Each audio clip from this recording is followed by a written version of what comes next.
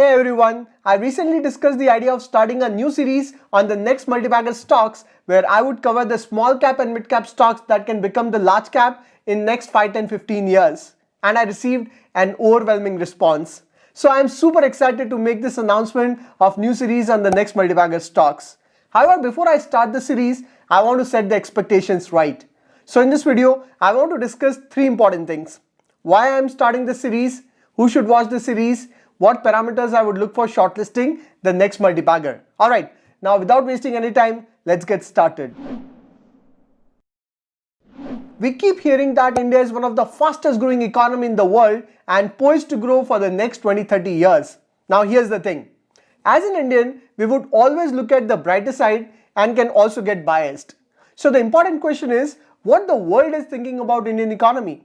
Because a person sitting in the US would have a more neutral view about Indian economy as he or she would look at the entire emerging market of the world and then compare India with other countries to have a balanced viewpoint. So I was going through some articles and came across an interview of Bob Sternfeld. He is the global managing partner and chairman of board of McKinsey, which is the best management consulting firm in the world. Do you know what he said?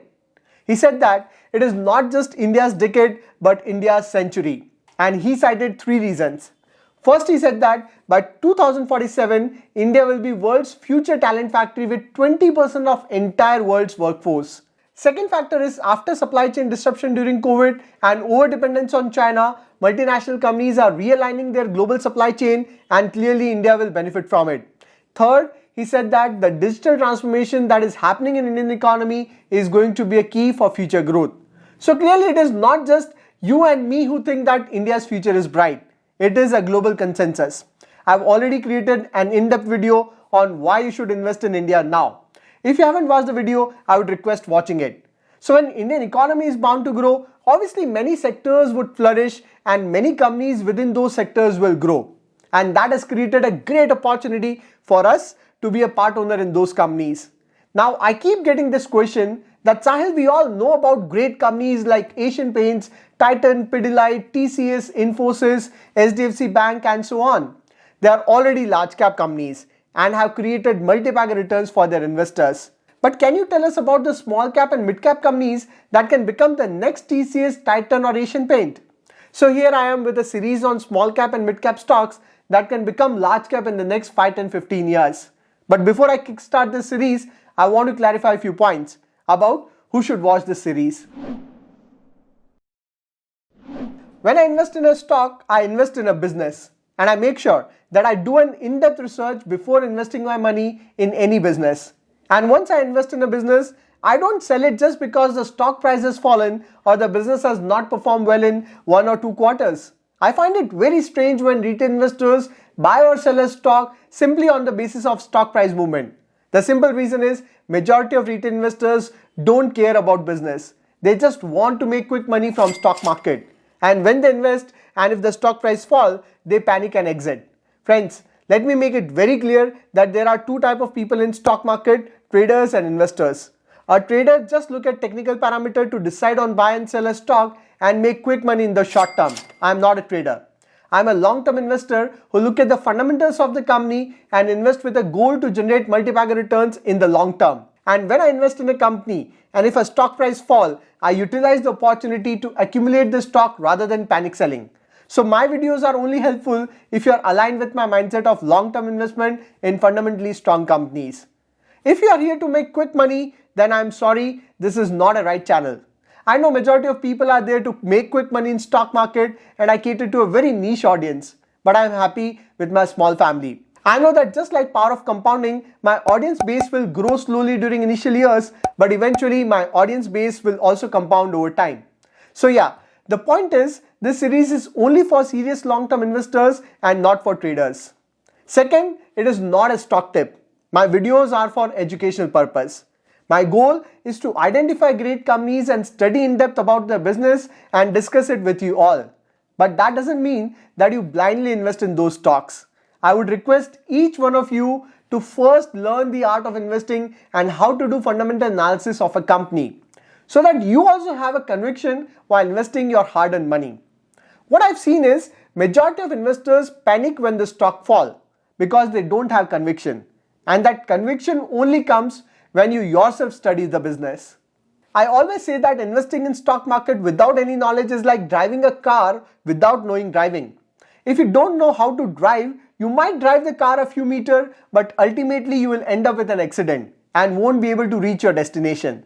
So just like you need to know when to press the accelerator and brake while driving the car, you should know when to invest and when to pause. And if you want to learn about stock picking and money management, I have a complete course where I have covered every aspect of investment. Although it is not a compulsion that you enroll only in my course, the only point is that you should learn how to pick right stocks.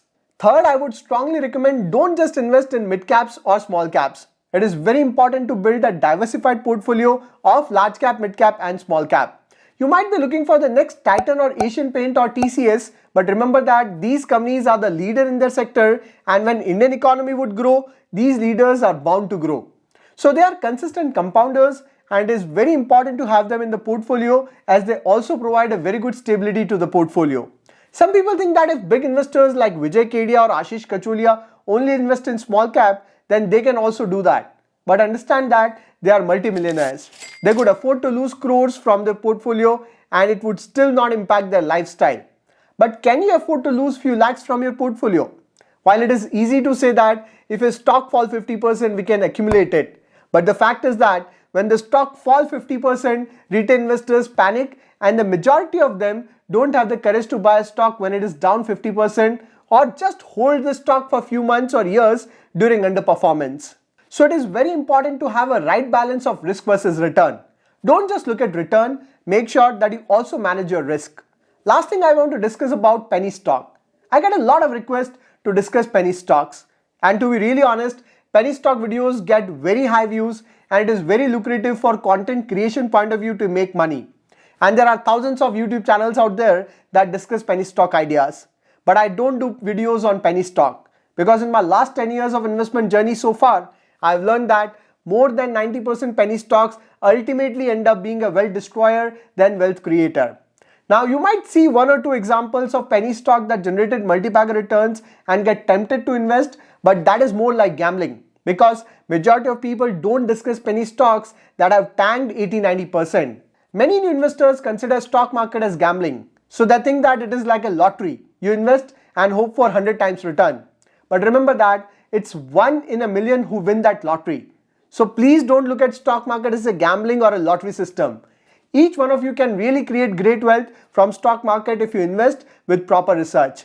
Yes, it will take time, but I'm sure you all have heard the story of tortoise and a hare. Ultimately, it is the tortoise that wins the race. Before I start the series, I would like to highlight key parameters that I would look into a stock for it to qualify as a multi-bagger. First of all, I look at the business model of the company. I try to understand what is the future of that business, because if the future is bright, the company will grow. And if future of the sector or business is not bright, there is no point investing. For example, electric vehicle sector has a great potential. Then green energy has a great potential. Likewise, digital is the future.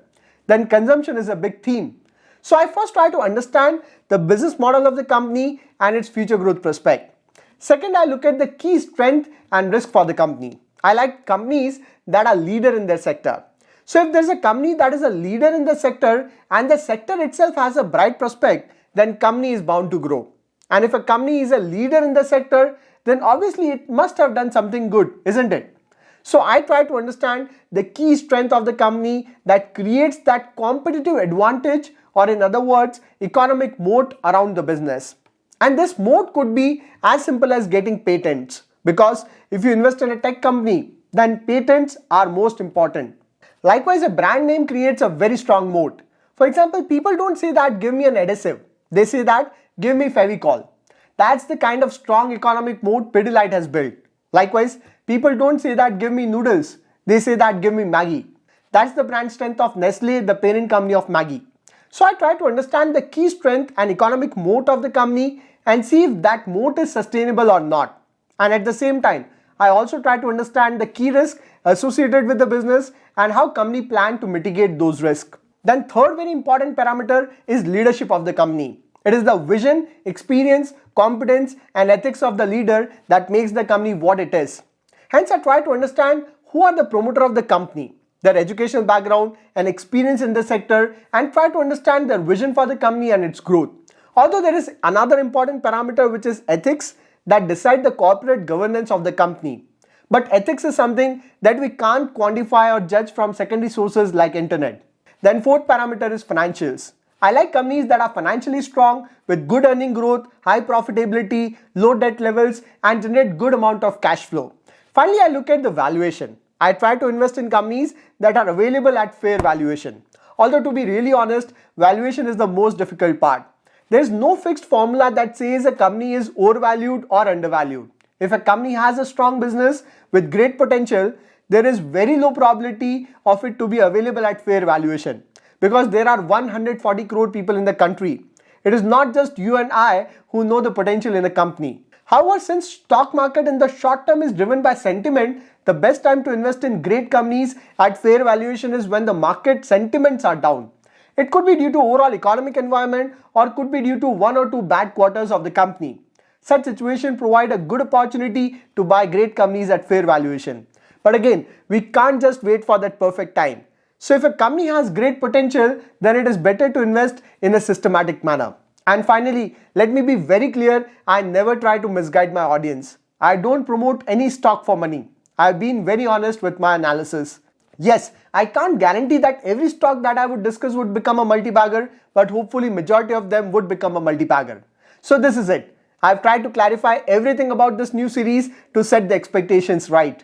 Now I will soon kickstart this series. And one more thing, I've received multiple stock ideas and it won't be possible to cover each one of them. I'll try to cover as many stocks as possible. So keep supporting me in my new initiative. We all are together in this journey and hopefully we all will create wealth from Indian stock market.